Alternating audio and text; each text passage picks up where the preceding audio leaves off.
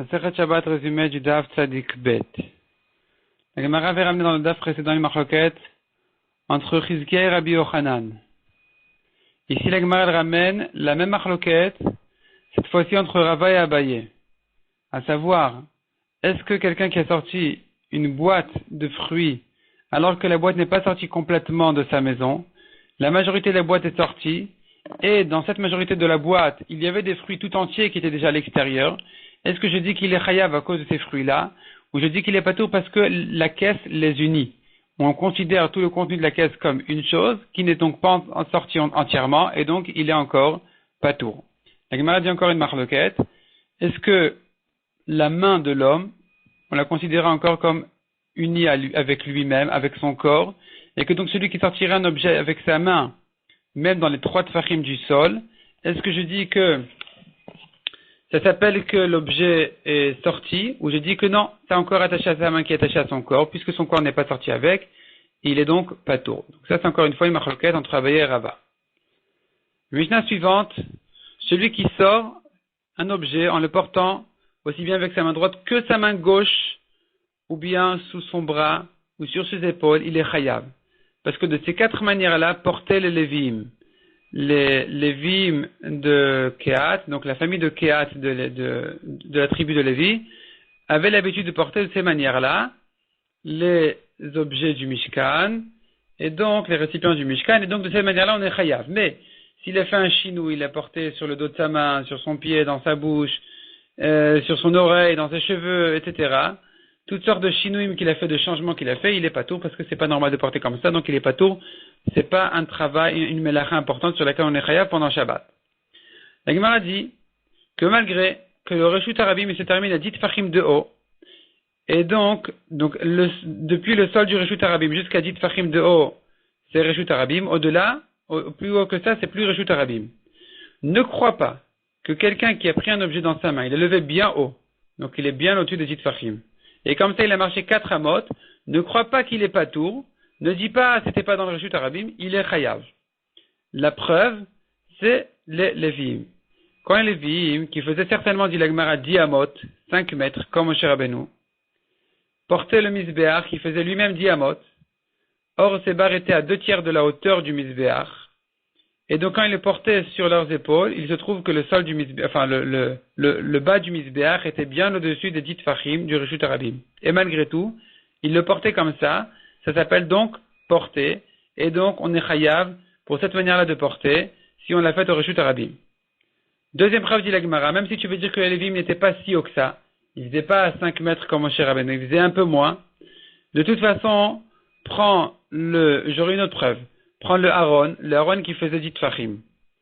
Et si le Aaron qui ne faisait que 10 tfachim de haut était porté sur les épaules des Lévim, ce qui était le cas, alors que les épaules sont bien au-dessus des 10 tfachim de haut, non seulement l'épaule arrive bien au-dessus des 10 tfachim de haut, mais même si tu ajoutes le Aaron qui était 2/3 sous leurs épaules, 2/3 de la hauteur du Aaron, là-bas étaient placées les barres qui portaient le Aaron, et donc là finalement il se trouve que même le bas du Aaron est au-dessus des 10 tfachim du sol, et malgré tout c'était comme ça qu'il portait, donc on sera chayav, celui qui porte de cette manière-là au Reshut Arabim, donc même au-dessus des 10 tfachim, il est chayav.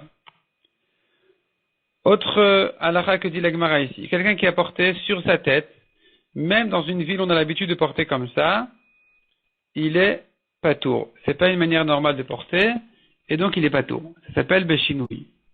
Mishnah suivante, celui qui avait l'intention de porter devant lui, et voilà que le sac en question s'est retourné, est arrivé derrière lui, il est patour.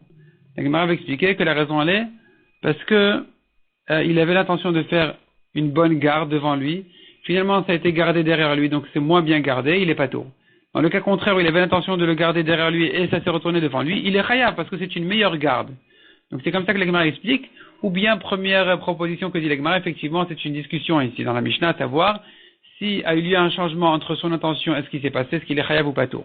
Donc soit on dira que c'est une contradiction dans la Mishnah qui est en réalité une marloquette, une discussion à savoir est-ce qu'il y a eu un changement, est-ce que quand il y a eu un changement il est chayav ou patour, ou bien je dis que non, la Mishnah on peut la comprendre, c'est pas une discussion, ça dépend, est-ce que le changement il était est pour améliorer la garde ou au contraire, pour la rabaisser. Si c'est pour améliorer, il est chayav, sinon, il est patour. D'ailleurs, dit la Mishnah, si l'objet a été placé à quelque part sur un vêtement qui a l'habitude, donc l'objet aura l'habitude de toute façon, on est bien conscient qu'il va se retourner devant derrière sans arrêt, alors on est chayav dessus, parce que il était conscient de ça. La Gemara ramène le cas de celui qui avait l'intention de garder derrière lui, et c'est ce qu'il a fait, ça s'est pas retourné devant lui. Est-ce qu'il est chayav ou patour? La Gemara, elle essaye de déduire de notre Mishnah une contradiction entre la Recha et la Sefa à ce propos, et la Gemara dit là-dessus, soit, effectivement, c'est une discussion, c'est une marloquette dans la Mishnah, entre la Recha et la Sefa, à savoir est-ce que dans le cas où c'était gardé derrière lui, il est chayav ou patour, quand il avait l'intention de le faire, soit la Gemara répond en disant non, il n'y a pas de contradiction dans la Mishnah.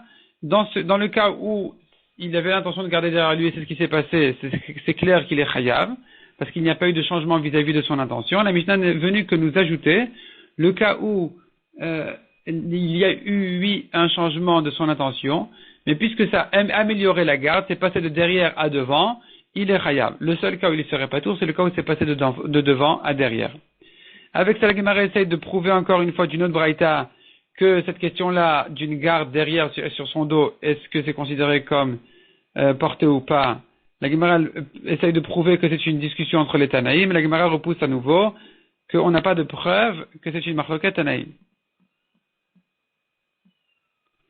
La Gemara ensuite ramène le cas de ceux qui envoient les lettres du roi, ils les portent sur leur cou, et ça se retourne devant derrière, ils sont aussi chayavim. Ou plutôt, on est chayav, celui qui a porté de cette manière, il est chayav, parce que c'est une manière classique de porter, c'est comme ça que d'ailleurs les envoyés du roi, ils portent.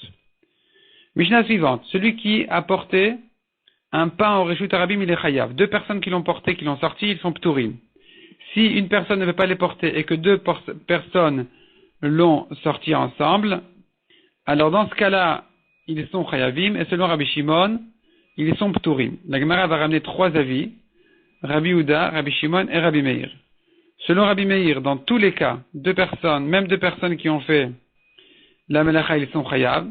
Ça c'est une extrême, c'est Rabbi Meir qui dit que dans tous les cas ils sont chayav. Nous avons l'autre extrême qui est Rabbi Shimon qui dit que dans tous les cas ils sont patour.